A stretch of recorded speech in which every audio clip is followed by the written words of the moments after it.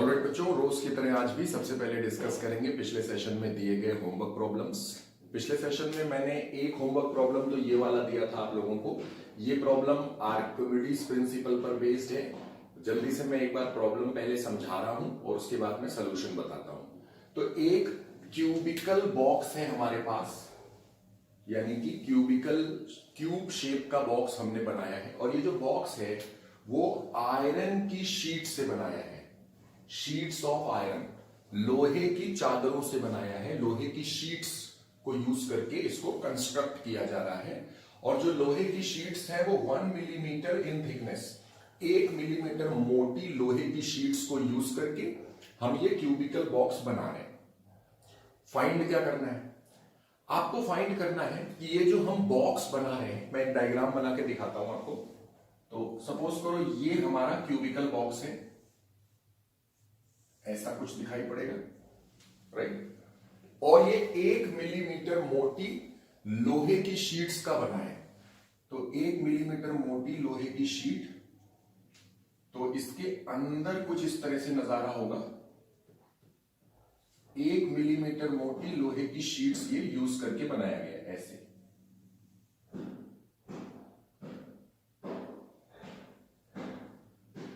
इस तरह से 1 मिलीमीटर मोटी लोहे की शीट यूज करके यूं हमने इस क्यूबिकल बॉक्स को तैयार किया है, दिस ऐसे।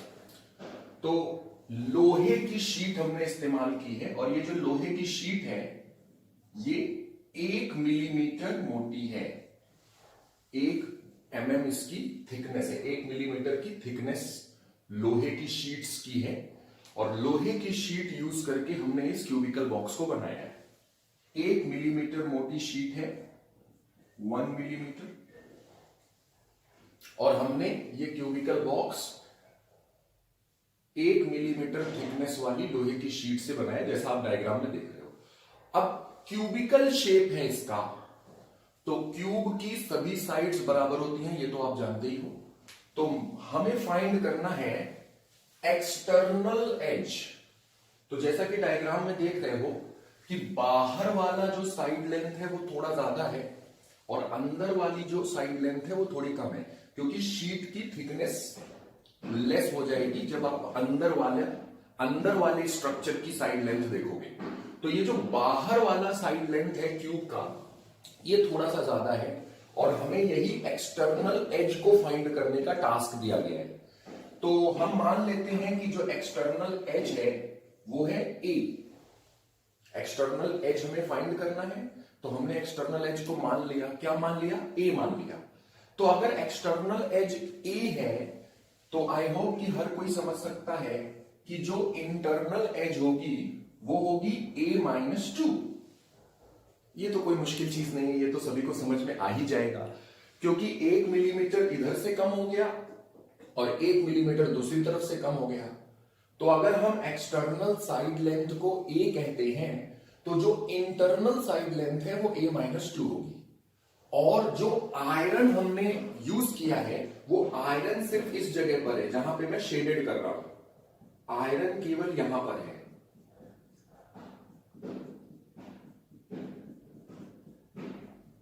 तो सारा का सारा जो आयरन इस्तेमाल किया गया है वो सारा का सारा आयरन इस शेडेड वाली जगह पर ही आता है। अंदर ये खाली है क्योंकि ये बॉक्स है। बॉक्स है तो अंदर खाली होगा ना। तो लोहे की चादरों से बनाया है और लोहे की जो चादरें हैं वो 1 मिलीमीटर थिकनेस की चादर है। तो हमें फाइंड करना है एक्सटर्नल एज। एक्सटर्नल एज को अगर हम ए कहते हैं तो जो इंटरनल एज होगी वो a-2 होगी, isn't it? अगर एक्सटर्नल एज इज a तो जो अंदर वाली एज है वो a-2 ही होगी। और हमें फाइंड करना है minimum value of external edge, यानी ये जो a हमने मेंशन किया है इस a की हमें मिनिमम वैल्यू चाहिए, जिससे कि जब हम इस बॉक्स को पानी में डालें तो ये डूब न जाए। Minimum value of external edge so that cube does not sink in water. Does not sink in water. जब हम इस बॉक्स को पानी में डालें तो ये डूबना नहीं चाहिए, इसको डूबने से बचाना है। और आपको फाइंड करना है कि अगर आप चाहते हो कि ये पानी में डूबे नहीं तो एक्सटर्नल एज की मिनिमम क्या वैल्यू होनी चाहिए, यानी ये जो ए है ये मिनिमम कितना हमको बनाना पड़ेगा इस बॉक्स में। तो ये जो हम बॉक्स बना रहे हैं इसको मिनिमम इसकी एक्सटर्नल एज को हम कितना बनाएं कि ये पानी में जब डाला जाए तो ये डूबे नहीं। क्वेश्चन तो समझ में आ ही गया होगा। आयरन की डेंसिटी आपको इस क्वेश्चन में दी हुई है 8000 किलोग्राम पर मीटर क्यूब। अब मैं इस क्वेश्चन को सॉल्व करने जा रहा हूं, तो क्वेश्चन मैं इरेज करूंगा और इसका सोल्यूशन आपको बताने जा रहा हूं। ओके,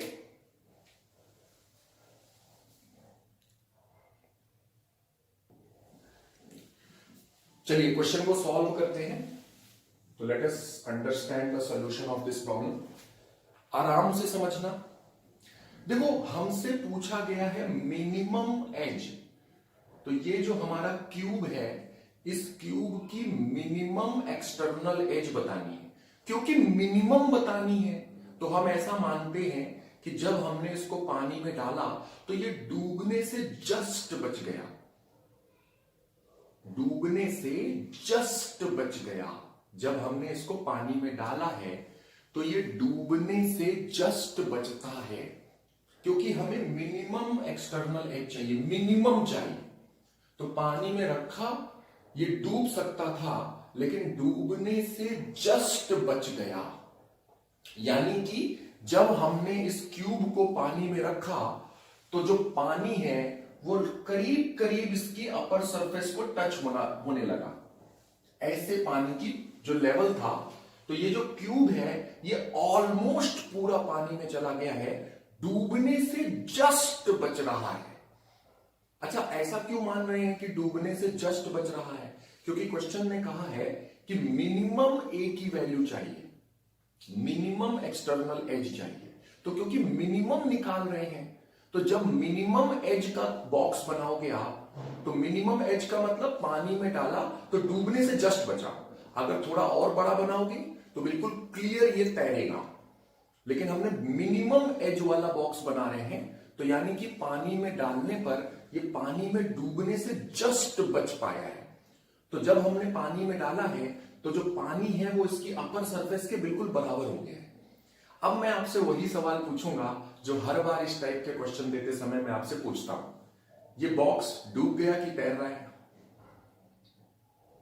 ये जो बॉक्स है ये डूब गया कि तैर रहा है? तो आंसर इज तैर रहा है, डूबा तो नहीं है। क्योंकि ये तैर रहा है तो इसका जो वजन है उसे अपथ्रस्ट ने संभाला होगा। तो मैं बड़ी सिंपल इक्वेशन लिख रहा हूं, बॉक्स के वजन को अपथ्रस्ट ने बैलेंस किया। अब बॉक्स का जो मास है, तो बॉक्स का मास मतलब बॉक्स में इस्तेमाल किए गए लोहे का मास। ये बॉक्स लोहे से बना है ना, आयरन से बना है। तो जितना आयरन हमने बॉक्स को बनाने में यूज किया है उस आयरन का जो मास है वही बॉक्स का मास होगा। और ध्यान दीजिए जो आयरन है वो इस डायग्राम में केवल शेडेड वाली जगह पर है। जितनी जगह पर मैंने ऐसे शेडेड किया है, अंदर तो खाली है, अंदर यानी कुछ नहीं। तो जितना आयरन है वो सारा इस शेडेड वाले वॉल्यूम में है।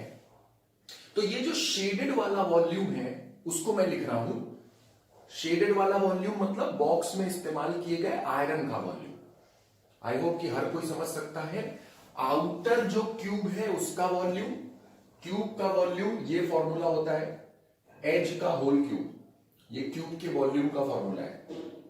तो आउटर जो क्यूब बन रहा है, आउटर क्यूब का वॉल्यूम माइनस अंदर जो खाली वाला पार्ट है उसका वॉल्यूम माइनस कर दो। तो अंदर वाली जो एज है वो a-2 लिखी गई है, तो a-2 का क्यूब, तो outer volume minus inner volume. ये है इस क्यूब में लगाए हुए आयरन का मास, और आयरन के मास में आयरन की डेंसिटी मल्टीप्लाई करो। ये है आयरन का वॉल्यूम, आयरन के वॉल्यूम में आयरन की डेंसिटी मल्टीप्लाई करो तो आयरन का मास हो जाता है। इतना आयरन का मास है जो इस क्यूब में हमने लगाया है, और मास मास में जी मल्टीप्लाई करो तो वजन आएगा, वेट आएगा।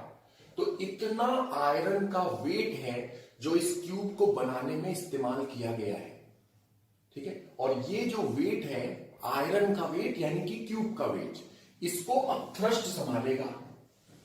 अपथ्रस्ट की वैल्यू आर्किमिडीज प्रिंसिपल से लिखने वाले हैं।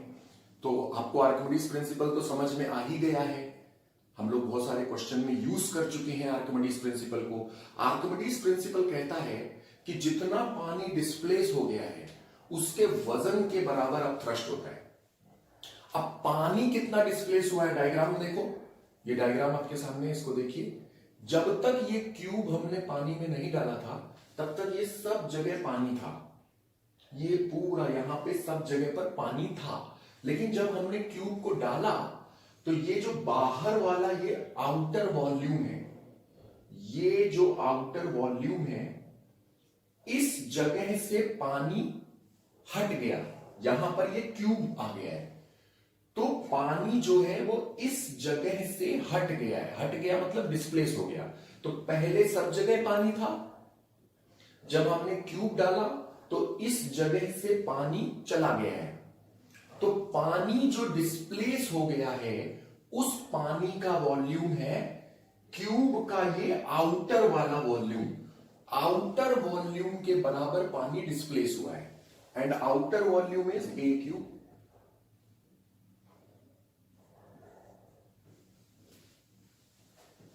ए क्यूब। तो जो पानी डिस्प्लेस हो रहा है उस डिस्प्लेस होने वाले पानी का जो वॉल्यूम है वो इस क्यूब का आउटर वॉल्यूम है। डायग्राम में साफ साफ दिख रहा है। और वैसे भी कॉमन सेंस की बात है, सॉलिड जितना डूब जाता है, डूबे हुए हिस्से का जो वॉल्यूम है उतना वॉल्यूम पानी डिस्प्लेस होता है। तो ये आउटर वॉल्यूम के बराबर पानी डिस्प्लेस हो रहा है। तो डिस्प्लेस होने वाले पानी का वॉल्यूम इज ए क्यूब। तो ये क्या है? डिस्प्लेस होने वाले पानी का वॉल्यूम है। वॉल्यूम में डेंसिटी मल्टीप्लाई करो तो वॉल्यूम इंटू डेंसिटी मास हो जाएगा। तो ये जो लिखा हुआ है ये डिस्प्लेस होने वाले पानी का मास है, और मास में आप जी मल्टीप्लाई करो तो वेट होता है।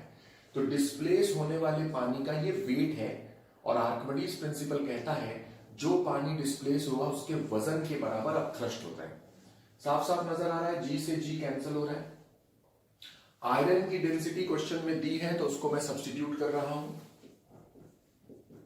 तो आयरन की डेंसिटी दी गई है कितनी? 8000। आयरन की डेंसिटी 8000 दी है।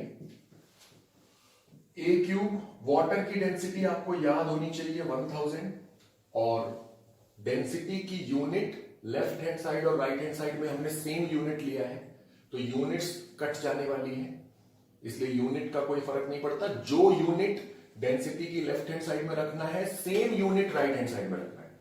अब साफ साफ दिख रहा है 1000 से 8000 को काटोगे 8 आएगा। तो बड़ी सिंपल सी एक इक्वेशन बन रही है, 8 a cube minus a minus 2 cube equal to a cube.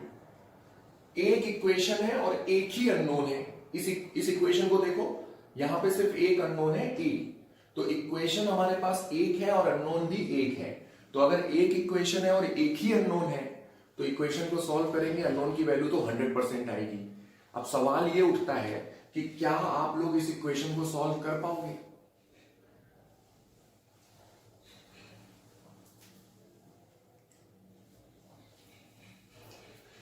तो मैं आपको एडवाइस करूंगा कि वीडियो पॉज करके एक बार खुद इस इक्वेशन को सॉल्व करने की कोशिश कीजिए, ज्यादा अच्छा होगा। तो वीडियो पॉज कर लो, खुद से एक बार ट्राई कर लो।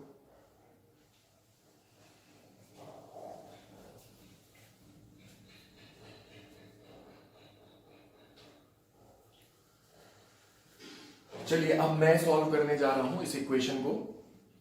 तो आपको मेरी एडवाइस है कि पहले एक बार वीडियो पॉज करके खुद से इसको सॉल्व करने की कोशिश करिए, उसके बाद मैं सलूशन बता रहा हूं, आप उस सलूशन को देखना। जब भी मैं इस इक्वेशन को सॉल्व करने के लिए कहता हूं बच्चों को, तो बहुत सारे बच्चे यहां पे a minus B whole cube का फॉर्मूला लगा देते हैं। a minus B whole cube का फॉर्मूला लगा देते हैं। और अगर आपने a minus B whole cube का फॉर्मूला लगाया तो ये जो इक्वेशन है बहुत लंबी हो जाएगी, क्यूबिक इक्वेशन तैयार हो जाएगी और उसको सॉल्व करने में बहुत मुश्किल आएगी।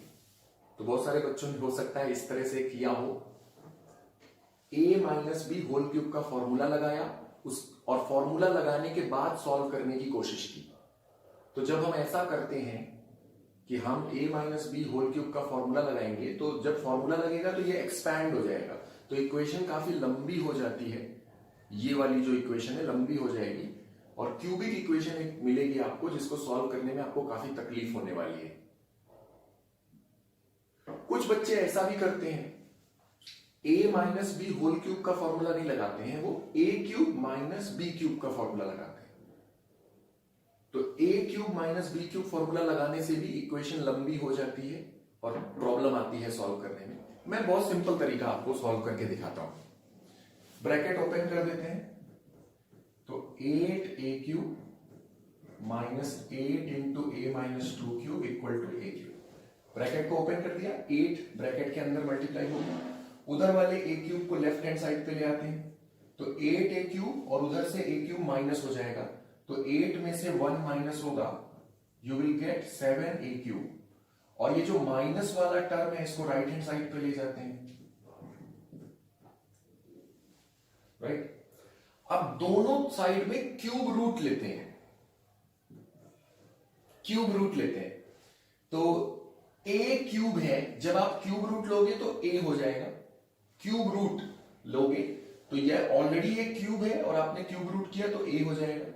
7 का क्यूब रूट, क्यूब रूट मतलब होता है पावर 1/3, तो 7 की पावर 1/3 हो गया, इक्वल टू 8 का क्यूब रूट होता है 2, क्योंकि 2 का क्यूब होता है 8 और ये ऑलरेडी क्यूब है, तो जब हम क्यूब रूट करेंगे तो ये ऊपर वाला क्यूब हट जाएगा। अब देखिए ब्रैकेट ओपन करते हैं, तो इट इज 2a माइनस 4।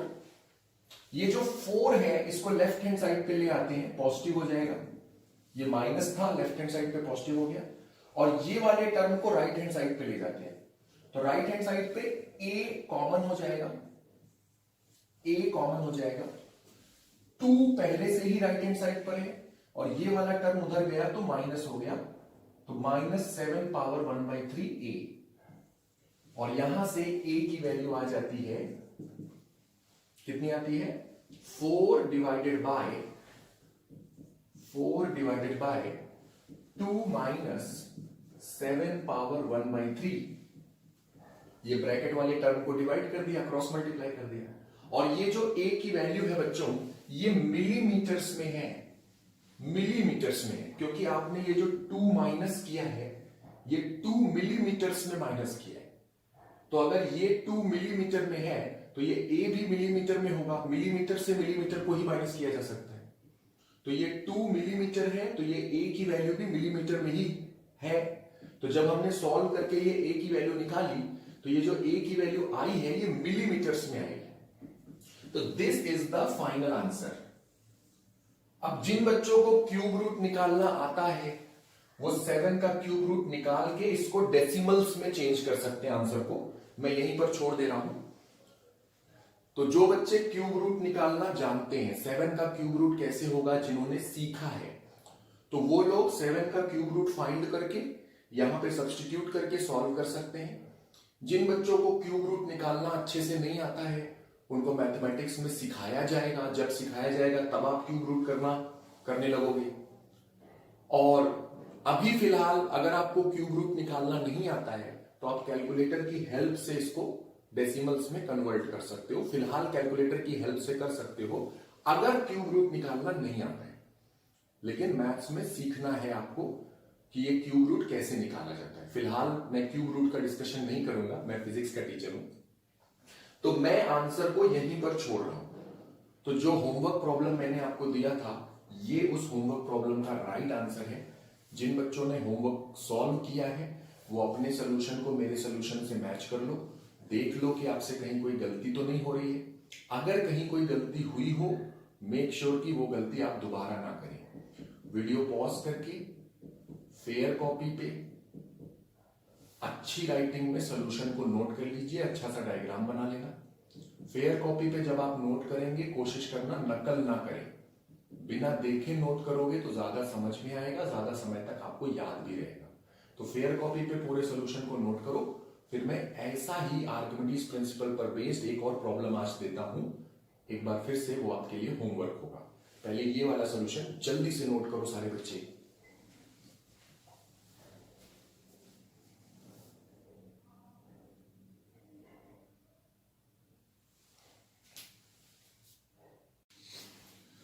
और बच्चों, तो ये है आप लोगों के लिए आज का आर्किमिडीज प्रिंसिपल पर बेस्ड होमवर्क प्रॉब्लम मैं समझा दे रहा हूं।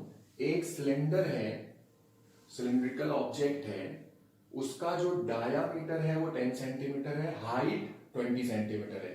तो डायामीटर गिवन है, हाइट गिवन है एंड उसकी डेंसिटी आपको दी गई है 8000 किलोग्राम पर मीटर क्यूब। इस ऑब्जेक्ट को हमने एक स्प्रिंग से बांधा है और स्प्रिंग को छत पे लटकाया गया है। तो ये जो ऑब्जेक्ट है, सिलिंड्रिकल ऑब्जेक्ट है, it is supported by a spring. एक स्प्रिंग इसको सपोर्ट कर रही है and is half dipped in water. तो नीचे पानी है और पानी में ये आधा घुसा हुआ है, पूरा नहीं घुस रहा है, आधा घुसा हुआ है क्योंकि ऊपर स्प्रिंग है, स्प्रिंग से ये लटका हुआ है। एज शोन इन फिगर, सब कुछ डायग्राम में नजर आ रहा है। Find the elongation of the spring in equilibrium condition. Equilibrium condition मतलब जब ये रुक जाएगा उस समय स्प्रिंग कितना खींचेगी ये बताना है। Spring constant is 500 Newton per metre. बहुत आसान प्रॉब्लम है, हिंट दे रहा हूं, ये जो सिलेंडर है इसकी एफपीडी बना दो, हो जाएगा। तो अब देखते हैं नेक्स्ट सेशन में कितने बच्चों से ये क्वेश्चन सही सॉल्व होता है। आज का होमवर्क नोट कर लीजिए, अगले सेशन में मैं इसका सोल्यूशन बताऊंगा।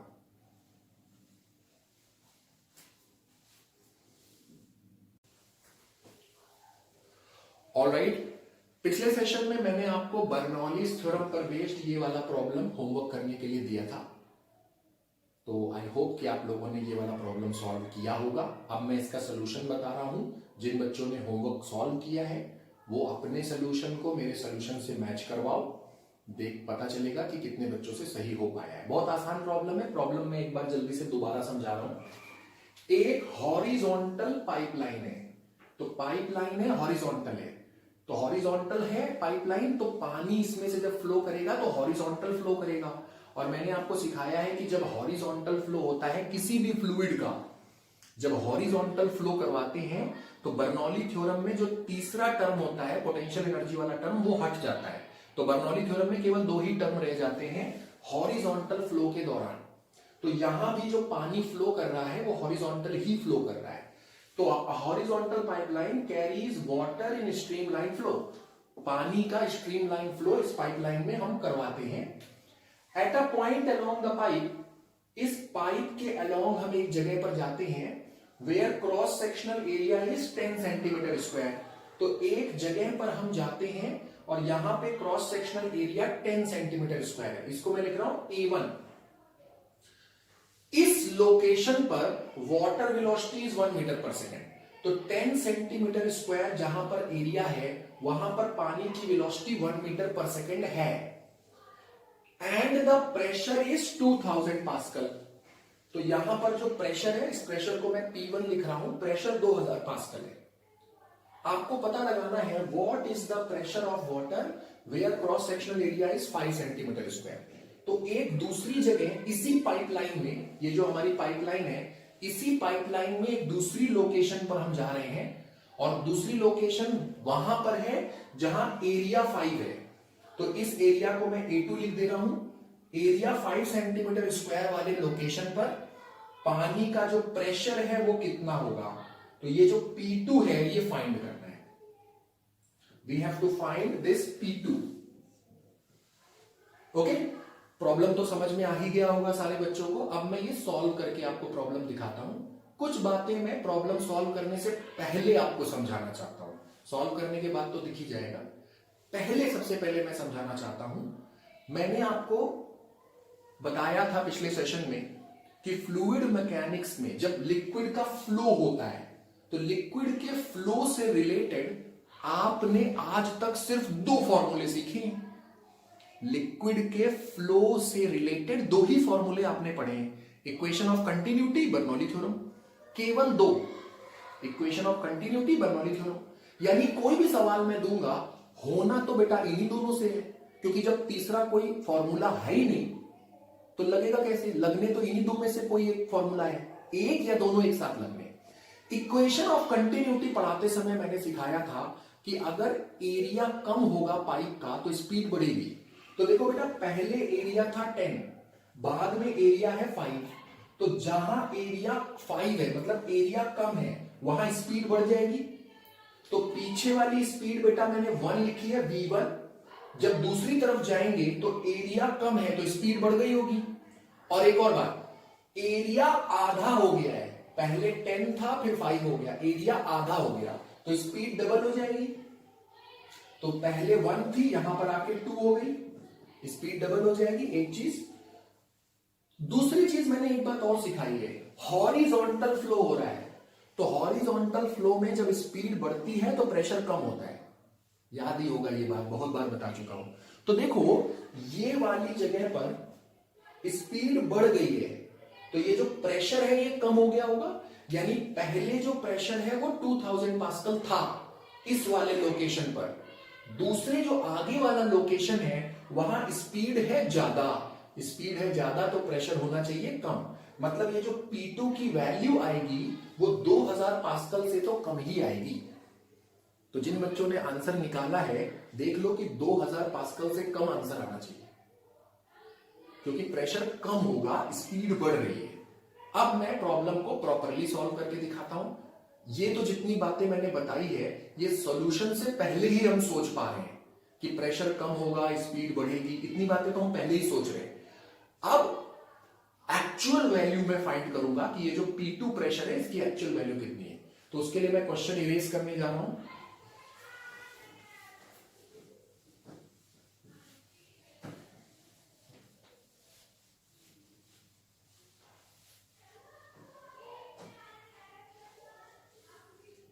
चलिए प्रॉब्लम सॉल्व करते हैं। सबसे पहले इक्वेशन ऑफ कंटिन्यूटी अप्लाई कर देते हैं। अप्लाइंग इक्वेशन ऑफ कॉन्टिन्यूटी, तो इक्वेशन ऑफ कंटिन्यूटी अप्लाई करेंगे, सबसे पहला काम तो ये करेंगे। और इक्वेशन ऑफ कंटिन्यूटी के according a1 v1 equal to a2 v2 value रखते हैं। a1 की वैल्यू 10 और ये सेंटीमीटर स्क्वायर है, सेंटीमीटर स्क्वायर है, लेकिन मैं सेंटीमीटर स्क्वायर को एक्चुअली हमें क्या करना चाहिए, सेंटीमीटर स्क्वायर को मीटर स्क्वायर बना लेना चाहिए, लेकिन मैं नहीं बना रहा हूं क्योंकि मैं लेफ्ट हैंड साइड पर भी सेंटीमीटर स्क्वायर रखूंगा, राइट हैंड साइड पे भी सेंटीमीटर स्क्वायर रखूंगा, तो सेंटीमीटर स्क्वायर दोनों साइड से कट जाएगा। तो जब कटना ही है तो सेंटीमीटर स्क्वायर को मीटर स्क्वायर बनाने का क्या फायदा, तो इसलिए मैं सीधे सीधे 10 रखता हूं।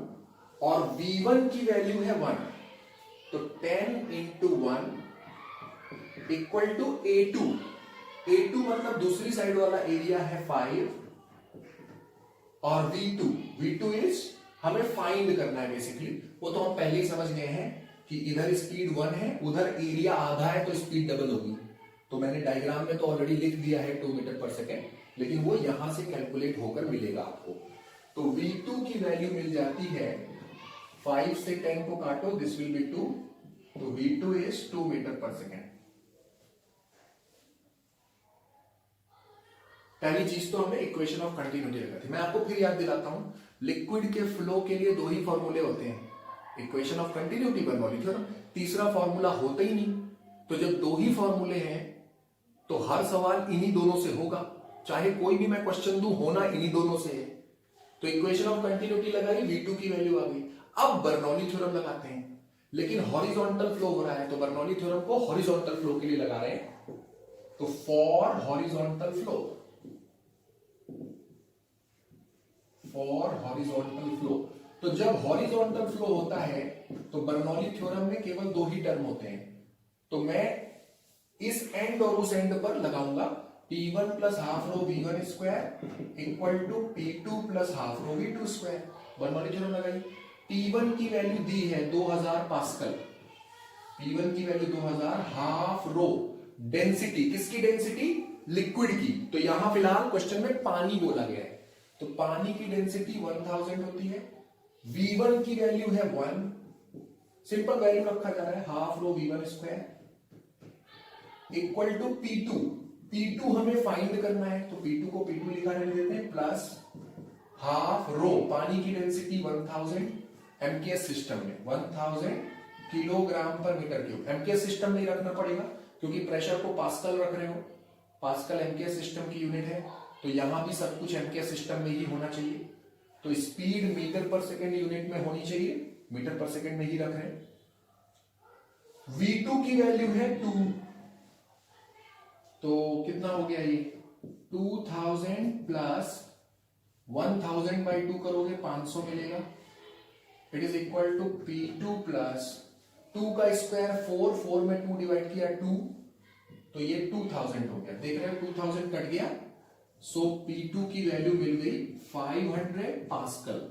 और जैसा कि हमने पहले ही सोच लिया था कि ये जो P2 प्रेशर की वैल्यू है ये 2000 से तो कम ही रहेगी, और 2000 से कम ही वैल्यू दिख भी रही है, तो दैट्स एब्सोल्युटली राइट। तो जिन बच्चों ने होमवर्क किया है वो अपने सोल्यूशन और मेरे सोल्यूशन को मैच करो। बहुत आसान क्वेश्चन था, तो मोस्ट प्रोबेबली ज्यादातर बच्चों ने सही किया ही होगा। फिर भी अगर किसी बच्चे से कहीं कोई मिस्टेक हो गई हो तो अपनी मिस्टेक को अच्छे से समझो और दोबारा जो मिस्टेक की है वो नहीं करना। फेयर कॉपी पे अच्छा सा डायग्राम बनाना है, सोल्यूशन को अच्छी राइटिंग में बिना देखे फेयर कॉपी पे नोट कर लीजिए। वीडियो पॉज करके सोल्यूशन आप लोग नोट करो, फिर मैं एक और प्रॉब्लम आज फिर देता हूं बर्नौली थ्योरम पर बेस्ड होमवर्क के लिए। पहले इसको नोट करो फेयर कॉपी पर।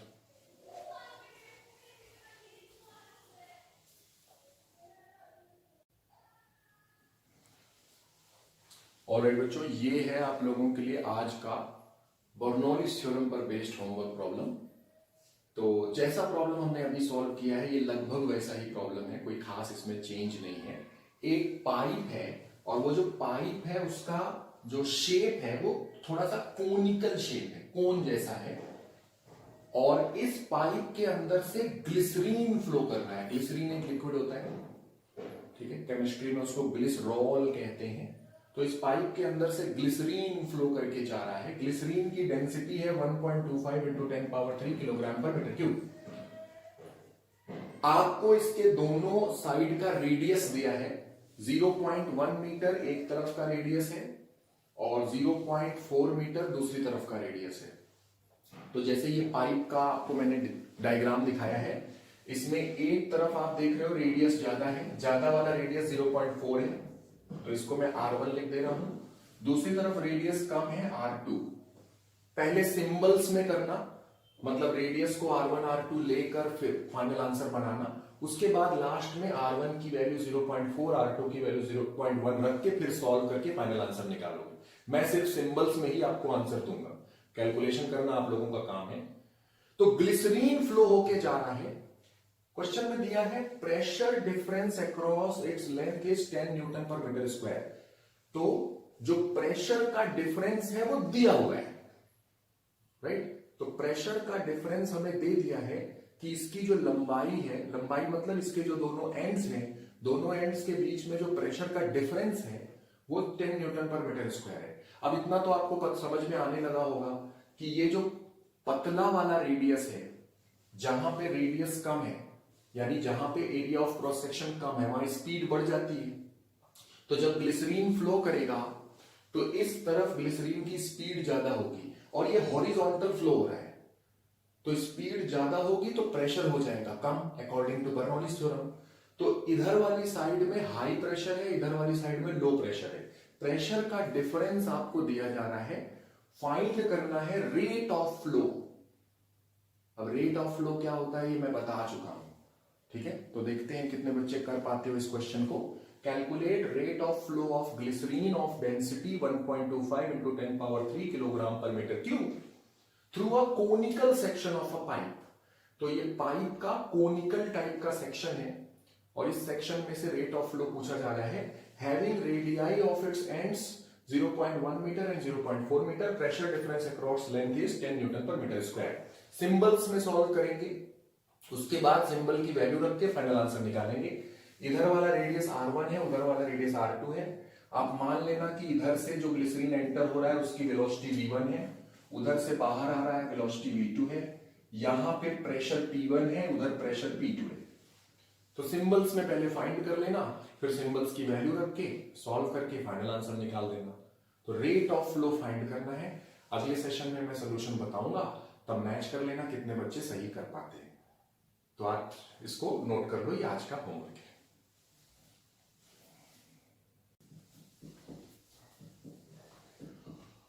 ऑलराइट बच्चों, नया टॉपिक हम लोग शुरू करने जा रहे हैं, नई यूनिट हम लोग शुरू करने जा रहे हैं एक्चुअली।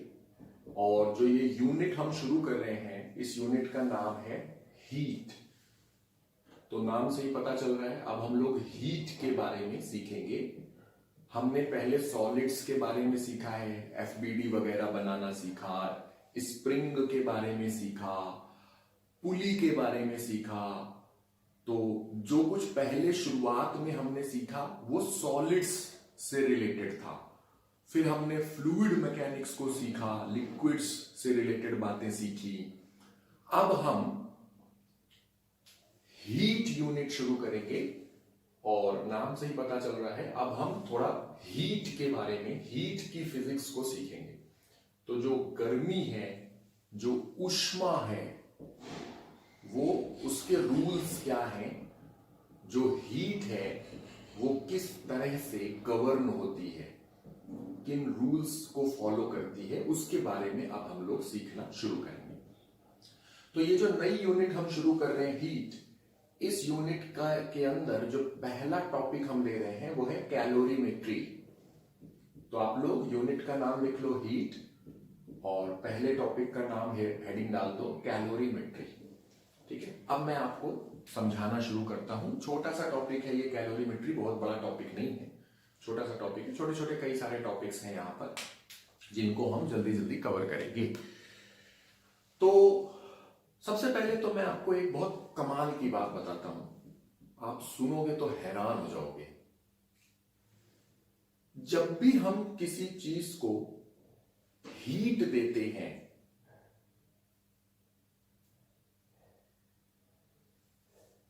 तो वो गर्म हो जाती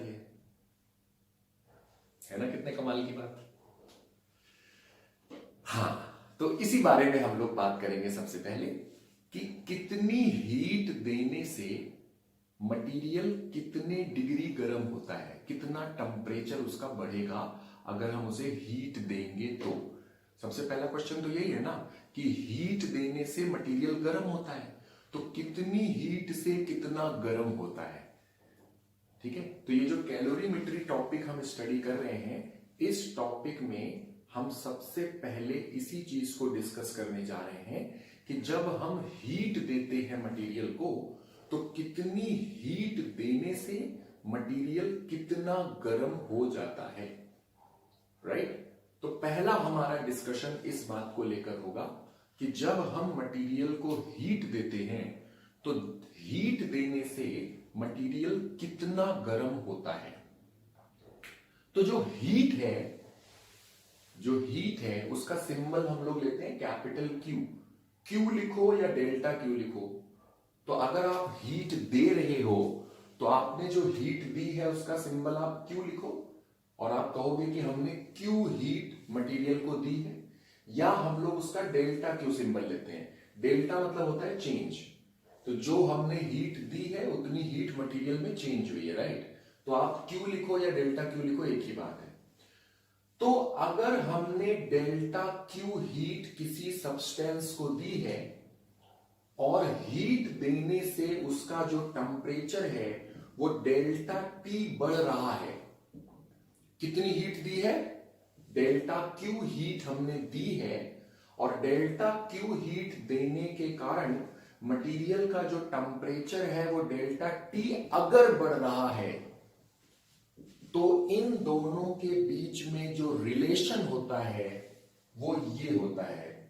आपने डेल्टा क्यू हीट दी और डेल्टा क्यू हीट देने से अगर डेल्टा टी टेम्परेचर बढ़ा तो डेल्टा क्यू की जो वैल्यू होती है वो होती है एम सी डेल्टा टी। ये वैल्यू होती है, राइट।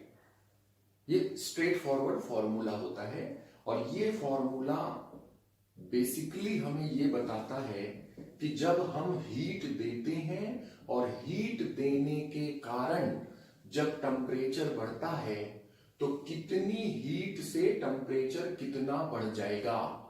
तो अगर हमने डेल्टा क्यू हीट दी और डेल्टा क्यू हीट देने से डेल्टा टी टेम्परेचर बढ़ा, तो दी हुई हीट और बढ़े हुए टेम्परेचर का जो रिलेशन है वो ये वाला रिलेशन होता है mc डेल्टा टी। तुरंत ये फॉर्मूला याद कर लो, तुरंत याद कर लो, बहुत काम का फॉर्मूला है। तो अगर हमने डेल्टा क्यू हीट डाली है मटेरियल के अंदर और डेल्टा क्यू हीट देने पर जो मटेरियल का टेम्परेचर है वो डेल्टा टी डिग्री बढ़ गया है, तो दी गई हीट और बढ़े हुए टेम्परेचर का जो आपसी रिलेशन होता है वो इस फॉर्मूले के अकॉर्डिंग होता है, delta Q is equal to MC delta T.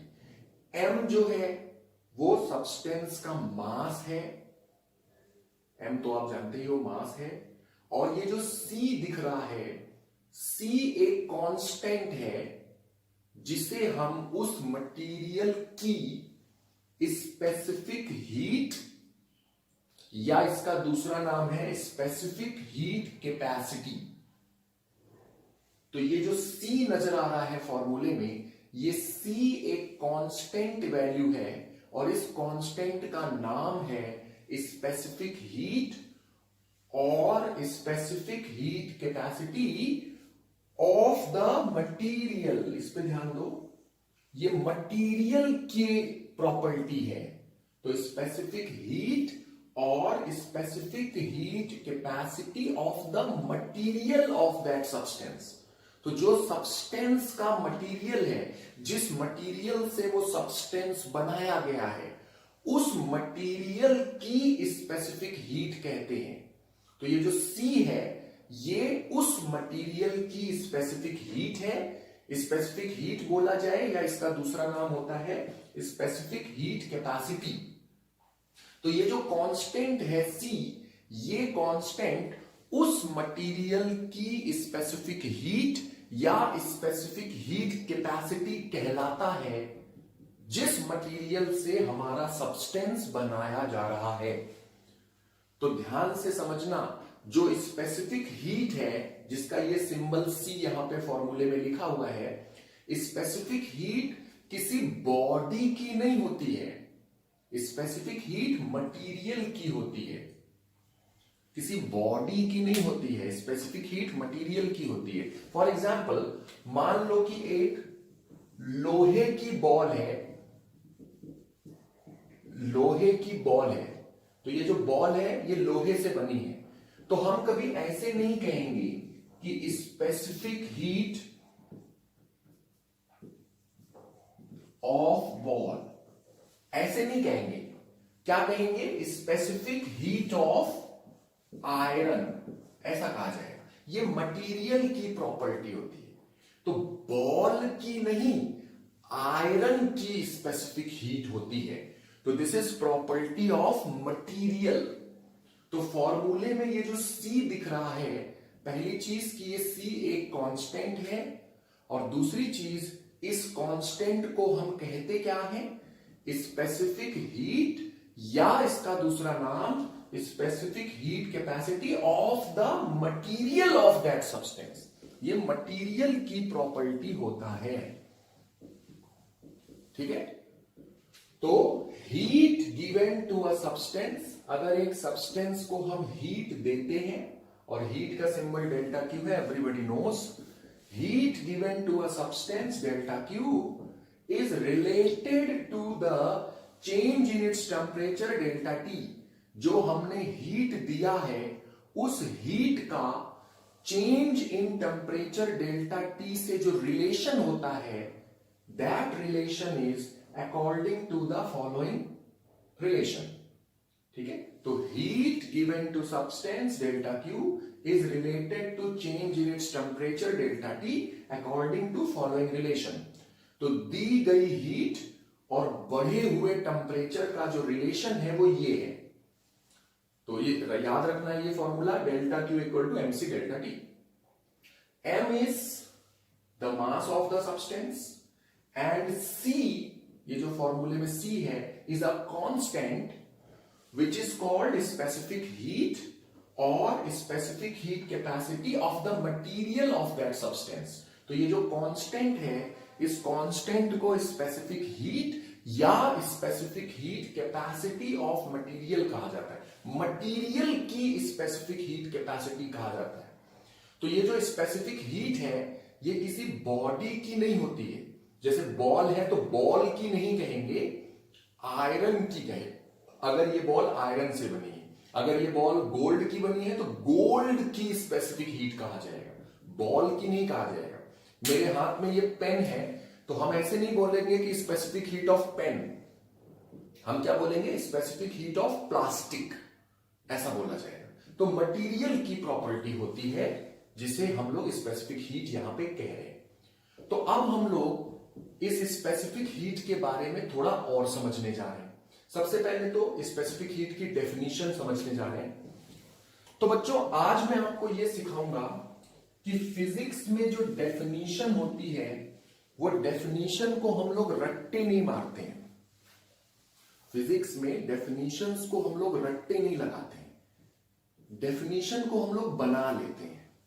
Physics रटने का सब्जेक्ट नहीं है। आप रट्टा मारोगे तो जितना ज्यादा रट्टा मारोगे, रट्टा मारने से कुछ फायदा होगा, लेकिन रट्टा वो बच्चे मारते हैं अक्सर जिनके पास अच्छा दिमाग नहीं है। तो हम लोग फिजिक्स में ऐसा कहते हैं कि रट्टा मारने से बचना है, चीजों को समझना है। तो जो डेफिनेशंस होती हैं फिजिक्स में, उन डेफिनेशंस को हम लोग रटते नहीं हैं, डेफिनेशंस हम लोग बना लेते हैं।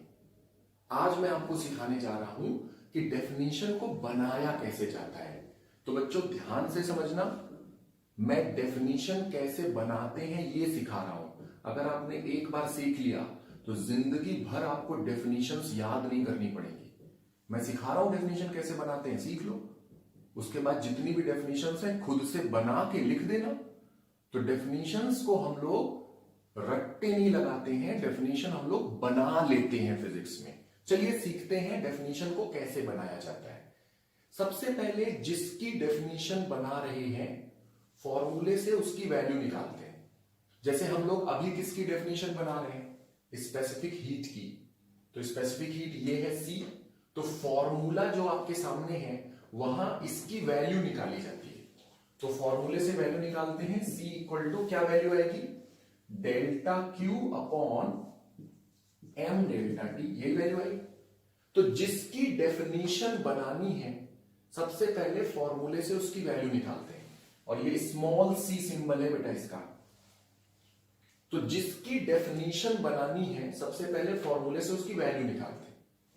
ठीक है, पहला स्टेप है जिसकी डेफिनेशन चाहिए, फॉर्मूले से उसकी वैल्यू निकाल दो। दूसरा स्टेप, डिनोमिनेटर में जो है उसको 1 लिख दो। तो डिनोमिनेटर में दो चीजें हैं, मास और टेम्परेचर का चेंज। तो if mass is equal to 1 kg, ये जो मास है ये 1 किलो, एंड टेम्परेचर का चेंज भी 1 डिग्री सेल्सियस ले लिया जाए तो जो डिनोमिनेटर है उसको 1 1 कर देते हैं। तो मास को 1 kg किया, टेम्परेचर चेंज को 1 डिग्री सेल्सियस किया।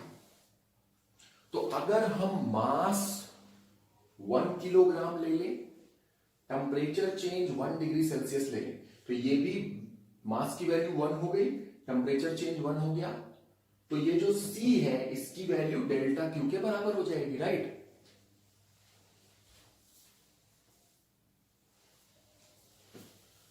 तो देन C की जो वैल्यू है वो डेल्टा Q के बराबर हो जाएगी।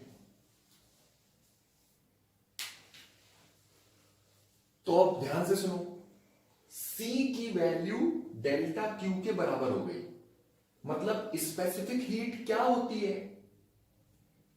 कुछ नहीं, हीट ही होती है। स्पेसिफिक हीट क्या होती है, कुछ नहीं, हीट ही तो होती है। देखो लिखा है C equal to delta Q, specific heat equal to heat. तो स्पेसिफिक हीट क्या होती है? हीट होती है। कैसी हीट? 1 किलो मटेरियल को, 1 किलोग्राम मटेरियल को 1 डिग्री सेल्सियस गर्म करने के लिए जितनी हीट लगती है वो हीट स्पेसिफिक हीट होती है। आई रिपीट, 1 किलोग्राम मटेरियल को 1 डिग्री सेल्सियस गर्म करने के लिए जितनी हीट लगती है वही हीट स्पेसिफिक हीट होती है। तो स्पेसिफिक हीट की डेफिनेशन देखो, मैं बोल रहा हूं, किसी मटेरियल के 1 किलोग्राम मात्रा को 1 डिग्री सेल्सियस गर्म करने में जितनी हीट इस्तेमाल होती है उसे ही उस मटेरियल की स्पेसिफिक हीट या स्पेसिफिक हीट कैपेसिटी कहते हैं।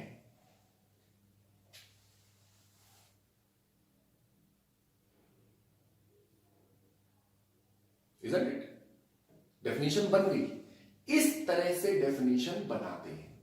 एक बार मैं फिर से बता रहा हूं कि डेफिनेशन को कैसे बनाया जाता है। तो डेफिनेशंस को रट्टे नहीं मारने हैं। आज के बाद कभी भी डेफिनेशन है तो उसको बनाना है, उसको रटना नहीं है। सबसे पहला काम है, जिसकी डेफिनेशन बनाने जा रहे हो फॉर्मूले से उसकी वैल्यू निकाल दो। तो हमने स्पेसिफिक हीट की वैल्यू इस फॉर्मूले से निकाली है। स्पेसिफिक हीट की वैल्यू कितनी है? Delta Q upon M delta T. तो जिसकी डेफिनेशन बनाने जा रहे हैं फॉर्मूले से उसकी वैल्यू निकालो। दूसरी चीज, डिनोमिनेटर को 1 कर दो। तो ये जो मास है, ये मास 1 किलो मान लेते हैं और टेम्परेचर चेंज को 1 डिग्री सेल्सियस मान लेते हैं। तो जितना भी ये डिनोमिनेटर वाली क्वांटिटीज है इनको 1 1 ले लो। तो if mass is 1 kg and temperature change is 1 degree Celsius, तो अगर मास 1 ले लिया, टेम्परेचर चेंज 1 ले लिया, देन जो स्पेसिफिक हीट होगी वो डेल्टा क्यू के बराबर होगी। तो specific heat is equal to delta Q. तो इसका मतलब है स्पेसिफिक हीट क्या होती है?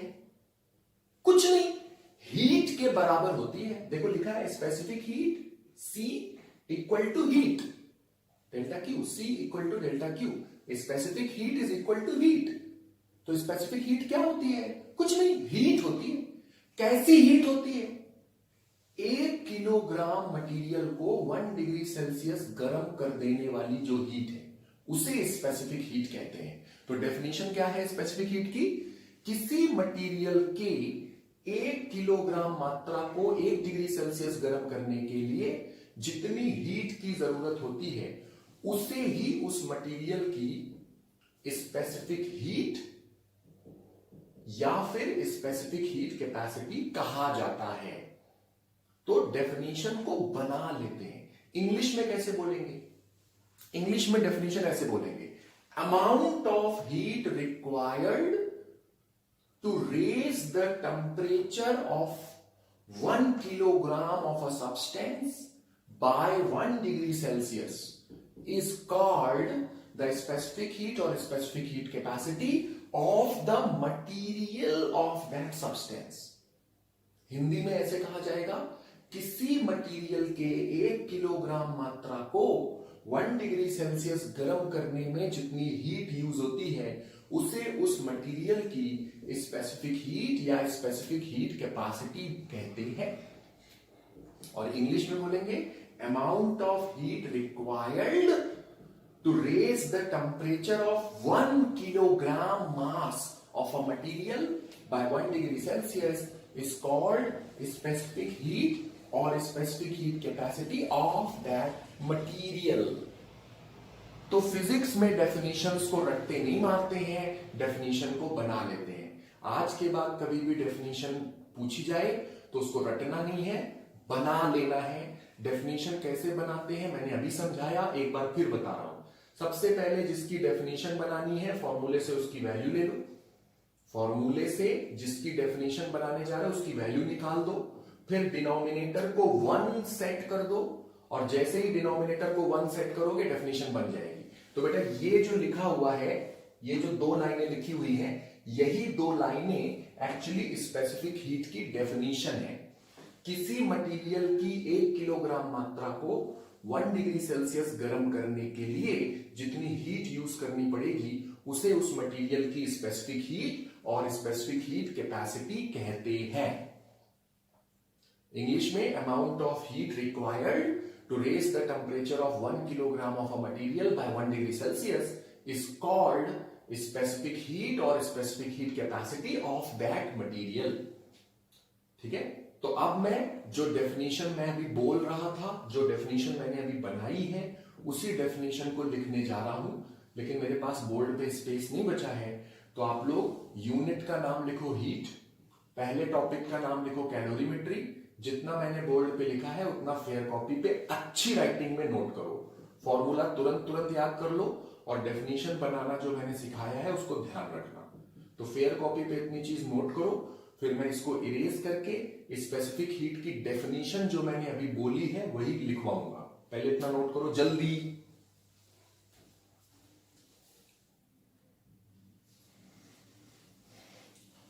तो जो मैंने अभी आपको स्पेसिफिक हीट की डेफिनेशन बना के दिखाई है वही डेफिनेशन मैंने लिखी हुई है।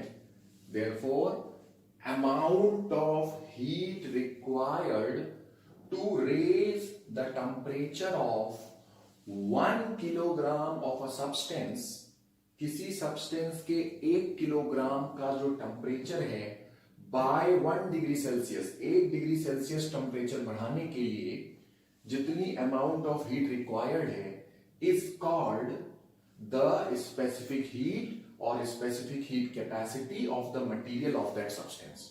तो जितनी हीट रिक्वायर्ड है 1 किलोग्राम मटेरियल का 1 डिग्री सेल्सियस टेम्परेचर बढ़ा देने के लिए, उसी हीट की जो वैल्यू है उसे हम मटेरियल की, ऑफ द मटेरियल, ध्यान रखना बॉडी की नहीं होती, मटेरियल की होती है, of the material of that substance. और डेफिनेशंस को बना लिया जाता है, रट्टा नहीं मारा जाता है। तो फेयर कॉपी पे अच्छी राइटिंग में ये डेफिनेशन नोट कर लो।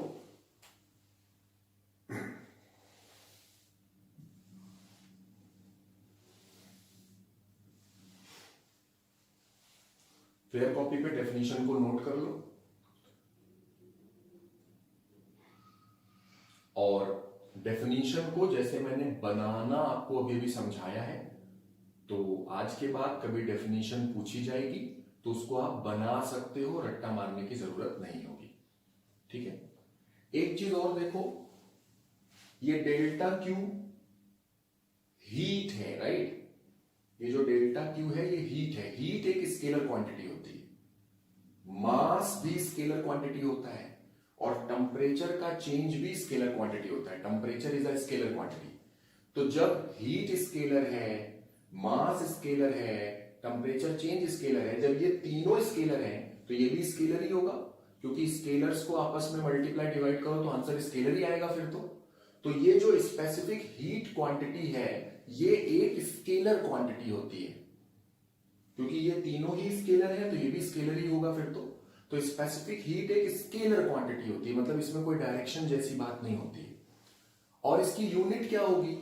तो बेटा जो हीट है उसकी यूनिट होती है जूल, मास की यूनिट होती है किलोग्राम, टेम्परेचर चेंज की यूनिट होती है डिग्री सेल्सियस। तो स्पेसिफिक हीट की जो यूनिट है वो है जूल पर किलोग्राम डिग्री सेल्सियस। हीट की एक यूनिट और होती है जिसको कहते हैं कैलोरी। क्या कहते हैं? कैलोरी। कैलोरी भी एक यूनिट होती है हीट की, और आपको मैं रिलेशन बता दे रहा हूं। 1 कैलोरी की वैल्यू होती है 4.2 जूल्स, याद होना चाहिए।